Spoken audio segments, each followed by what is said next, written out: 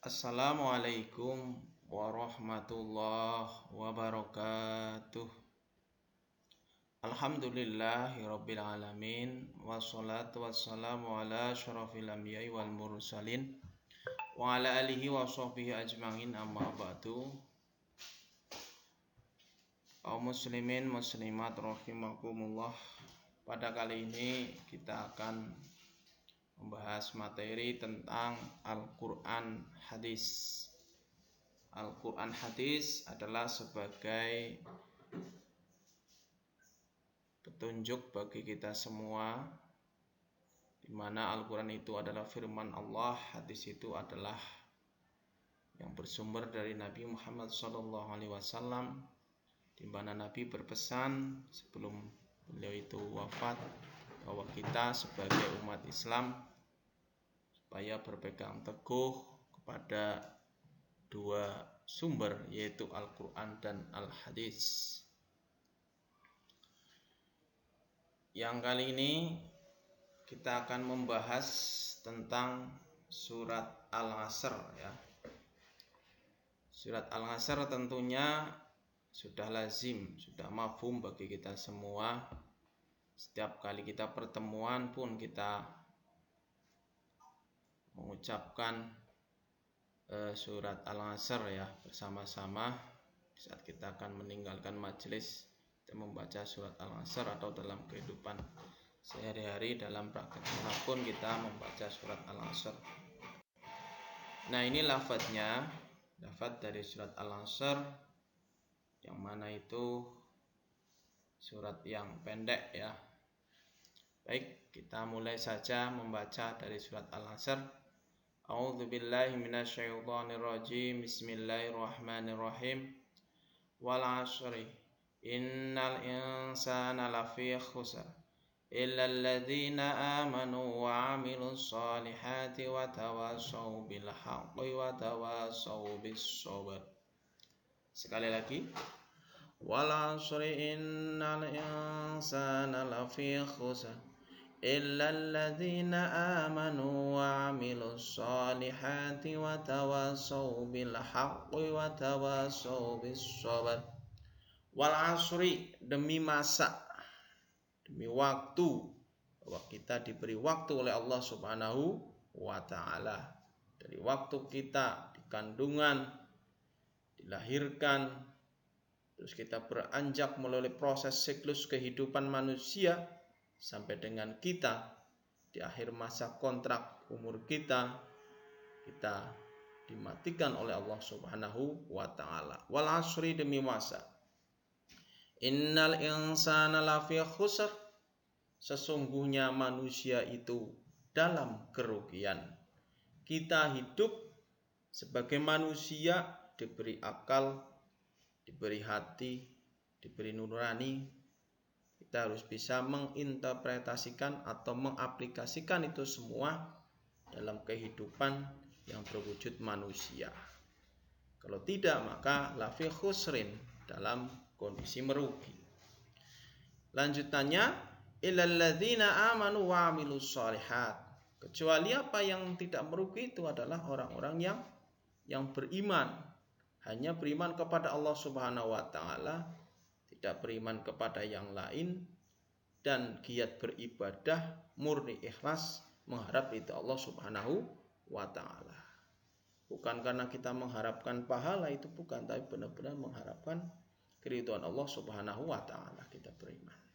Wa 'amilus sholihat, dan senantiasa beramal soleh, melaksanakan kegiatan-kegiatan yang baik, perbuatan-perbuatan yang baik, baik yang sifatnya itu kecil menurut kita, ringan menurut kita, tapi kita harus tetap melaksanakan amal-amal soleh itu, yang tujuannya amal-amal itu adalah sebagai bekal kita ila yaumil qiyamah. Dan tentunya mudah-mudahan kita melaksanakan amal soleh itu bisa memberi manfaat juga di dunia kita. Wa tawassaw bil haqqi, dan saling menasehati dalam hal kebenaran. Kita harus saling menasehati. Kita hidup makhluk sosial, bukan makhluk individualis, tapi makhluk sosial yang satu dengan yang lainnya saling membutuhkan. Di di antara kita tidak sempurna, tapi juga kita harus saling menyempurnakan yang lain dengan apa? Wa tawassaw bil haq, dengan saling menasihat-nasihati dengan kebenaran, wa tawassaw bis sabar, dan saling menasihat-nasihati dengan kesabaran. Nasihat harus dengan sabar, dengan gigih, sampai orang itu yang dinasihati benar-benar kembali kepada jalan Allah Subhanahu wa taala. Itu ya. Jadi komponen itu harus kita laksanakan supaya kita tidak merugi. Selanjutnya kaitannya dengan surat Al-Asr itu. Nah, surat Al-Asr itu adalah kategori surat Makkiyah. Surat Makkiyah. Apa itu surat Makkiyah? Yaitu surat yang diturunkan di kota Mekah sebelum Nabi hijrah ke kota Madinah. Maka dinamakan surat Makkiyah. Kalau setelah Nabi hijrah, itu suratnya surat apa? Surat Madaniyah, karena setelah Nabi hijrah ke kota Madinah. Terus surat ini menempati urutan yang ke-103 dari surat-surat yang ada di dalam Al-Quran, ya, dari 114 surat. Nah, surat Al-Asr ini menempati urutan ke-103. Dan terdapat berapa ayat? 3 ayat surat ini. Sangatlah pendek ya. Sangat pendek, mudah kita hafal dan senantiasa kita rutinkan dalam tiap harinya. Terus kandungan dari surat Al-Asr. Kandungan dari surat Al-Asr. Kandungan dari surat Al-Asr. Kandungan dari surat Al-Asr yang pertama, ayat pertama itu menjelaskan bahwa keturunan ini dimaksud apa? Keturunan Nabi Adam, kita semua manusia bergerak melakukan perbuatan yang sifatnya baik dan perbuatan yang sifatnya buruk. Ini melakukan aktivitas setiap harinya karena kita diberi waktu. Orang yang diberi waktu adalah orang yang hidup, orang yang mampu melaksanakan aktivitas. Aktivitasnya itu bisa berupa perbuatan baik dan buruk. Nah, pada ayat yang kedua menerangkan tentang Allah itu bersumpah bahwa manusia itu dalam keadaan kerugi, menyesal dan sebagainya lah pokoknya. Sengsara hidupnya. Rugi itu sesuatu yang benar-benar rugi secara kehendak Allah. Nah, pada yang ketiga dikuatkan yang rugi itu apa? Ya, rugi itu atau kategori yang tidak merugi itu adalah orang-orang yang beriman hatinya, murni ikhlas, beriman, ibadah ikhlas, puasa ikhlas, dan semua hal yang kaitannya dengan ibadah itu ikhlas, imannya ikhlas ya. Terus mengerjakan amal soleh, berbagai amalan kecil besar, sunnah wajib dilaksanakan dengan sebaik-baiknya dan meninggalkan sesuatu yang diharamkan. A'udzubillahi min dzalik, haram ditinggalkan. Nah, ini kandungan dari surat Al-Asr 3 ayat ya, dari ayat 1, 2 dan 3 yang menjadi semangat bagi kita. Terus selanjutnya tafsir surat Al-Asr. Wal asri, demi masa ini. Kata wal asri artinya itu adalah waktu yang seluruh gerak-gerik anak Adam atau keturunan Nabi Adam. Gerak-geriknya itu apa? Yang baik maupun yang buruk. Ini ya, waktu di saat keturunan Nabi Adam itu melakukan aktivitas sehari-hari, baik yang baik maupun yang buruk.